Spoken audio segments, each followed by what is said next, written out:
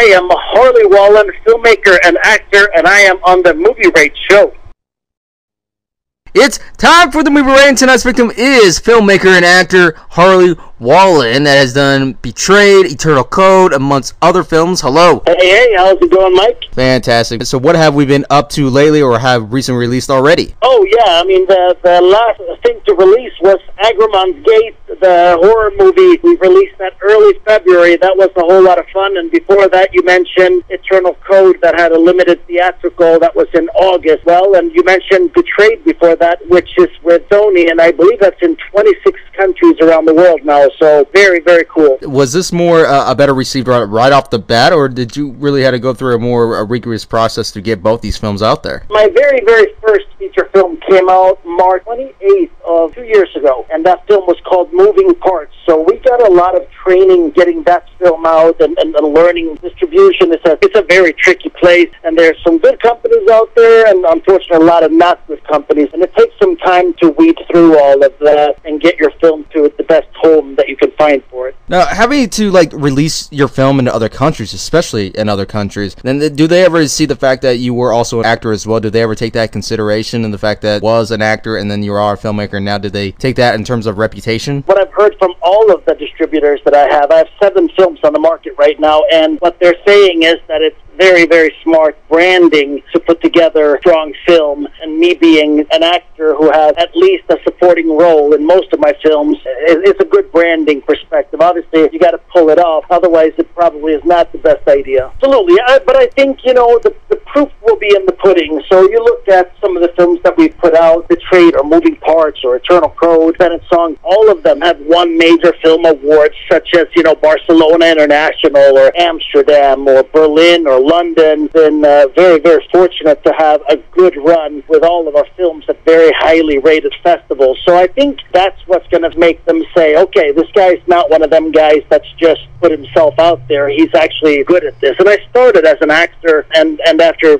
going through film school, and I started being a filmmaker. So it's not like I'm an untrained actor by any means. I mean, I've been through the whole spiel when it comes to practice and coaching and the acting teachers and everything else. So I'm pretty comfortable with myself, both off and on screen, and what I do. I'm the kind of person that I don't like to do things I'm not good at, so I find ways to get as good as I can at things, and I keep that student mentality forever. Having to do distribution that you mentioned, the fact that was it more difficult to not just convince the distributors that aside from your occupation, but they'll also try to get that added support? Is it also a point where you need to get added support with the distributor to even consider to get the process rolling to get the movie out there? Yeah, no, that's a really interesting. I talked to other filmmaker friends of mine, and they are very much about the contract when it comes to picking a distributor, and they want the proper split and this and that, and those things are absolutely important. But I think at the end of the day, you have to look at a distributor and say, how far can they take my film? What have they shown they can do before with films similar to mine? Do I even know any of the titles guys are carrying? So you do your homework and you find out what connections do they have, how far can they get your film. You can get 100% of a nothing and you still have nothing, and you can get 75% of 10 million and now you're set. I think that's the bigger thing, is finding the right place and negotiate all the terms, not just the numbers. Has censorship been more or less effective when you get your movies out to other countries? So far, no. The only thing that we've had to do is selling to France and Mexico. They dub, so we have to give version that has a score and has sound design, but it does not have dialogue. So that's kind of fun, and I can't wait to hear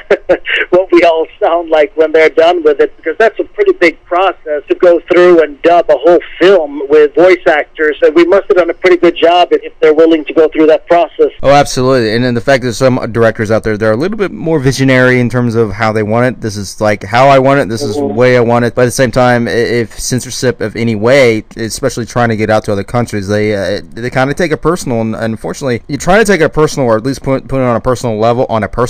How would you define the difference between a personal and professional level for you? It's a tricky question. question, because a lot of questions have two answers. They have one answer for in general, and then they have one answer for specifically. So I think in general, I have found my personal and professional ways to be a lot alike. I don't like to be taken for a ride. I generally think that most people will do their best if you give them an opportunity to do so. But as far as specifically, there's been a couple of calls where I probably didn't love the decision. We had a couple of titles get renamed, and I did agree to it. I didn't fight them on it. They had a fair amount of my films. They wanted to remake the poster, and actually I've not been disappointed so far with the posters, but the titling sometimes gets me.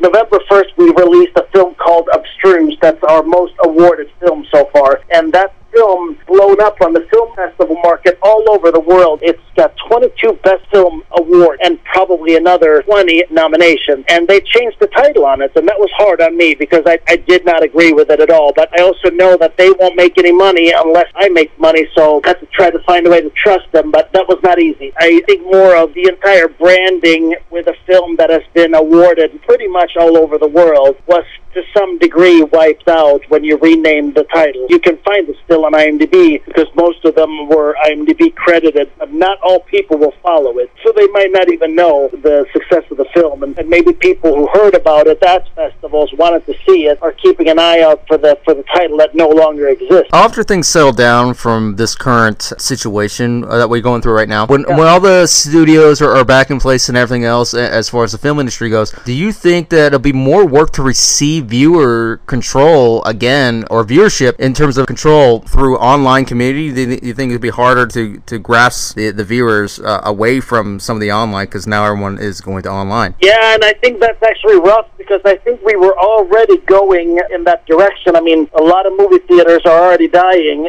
and this is not going to help their cause. But you never know. Sometimes life has the opposite effect. You know, right now, I think once we get out of this, we're all going to really want to stretch our legs and really enjoy. And I think we might get a reignition to these type of things from that. Revitalization of the quality of storytelling. You never know. But now everyone is currently watching online. And of course, this has been going on for a while now. But the fact is, like, having to place your movies back in the physical form, having to regain, everybody going back in those seats again in the theaters and stuff. And the theaters themselves are already suffering as is and so forth. We're looking at the two films we have releasing this year. One is a sequel to our film, the family romantic comedy, Venice Onward. We have a holiday sequel to that, and it's incredibly good. I'm so freaking proud of it. When you compare this to the first one, I would easily pick this over the first, and the first one has been very successful. So that's going to be a whole lot of fun, but it's likely going to be a limited theatrical, and I really hope that people come out for it. We have Corbin Burnson in it, who's absolutely amazing and electric. We have Dennis Haskins, Mr. Belding from Saved by the Bell is in it, and then we have this young phenom, Bryce Xavier, the huge following on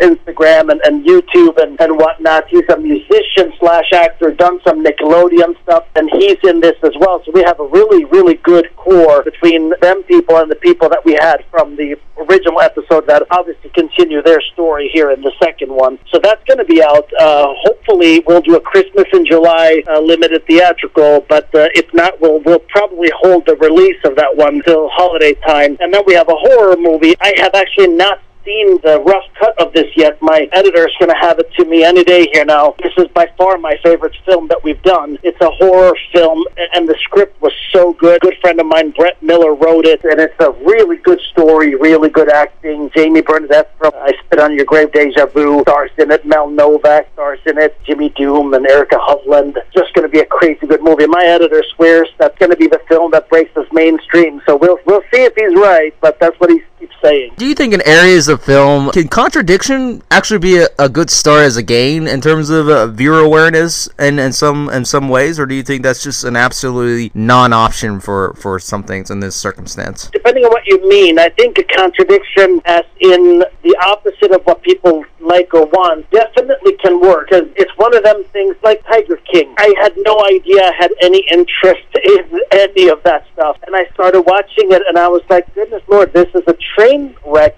that I cannot stop watching, and I just felt like it grabbed me, and I had to see what was going to happen, even though I kind of felt like I knew it was a train wreck, and I'm just standing there staring at it going off the rails. So yeah, I do think it can work. Yeah, acceptance has really been hard over the last couple of years because contradiction has been like a dirty word. The fact is that they wanted something more nice, more friendly, family-oriented, this and that, and so forth, and having to water down the content to appease the audience for a while. But now, everything seems to be more open and more acceptant, especially in television. It seems like they're bringing more people to that. It kind of set inside their differences of what the content is. We need to be at a place where we can depict and show human life, good, bad, ugly, all of it. We need to be able to touch on that, because that's how art is. It's an expression. So I think we got to be very, very careful when we start telling people what to do and how to do it, because that's not really for us to say. I think if you don't like a vulgar movie, then don't watch vulgar movies. If you don't like preachy movies, then don't watch preachy movies. If you don't like cheesy action movies, then stop watching cheesy action movies. You don't have to rip on them. You can just find what you enjoy and then watch that. Watch the trailer. If the trailer gets you, the movie probably will too. If you don't like the trailer, then don't watch the movie and then bitch about it, because I don't understand that. Yeah, I mean, I understand that there are things where you just can't be okay with certain things. There's some people that cross boundaries that shouldn't be crossed. We got to be a little bit more careful what those are. We can't just, run around and choose to be offended all day. We got to grow a little thicker skin than that. Go and plug in any websites or any release dates that you just mentioned of your projects earlier that we can check out right now. I have a few movies out, and I want to kind of give you a 2-second about each film, so that way you're not going to pick a film that you don't necessarily like. So I have Moving Parts out. If you want a movie where you have to be a detective and figure out what happened,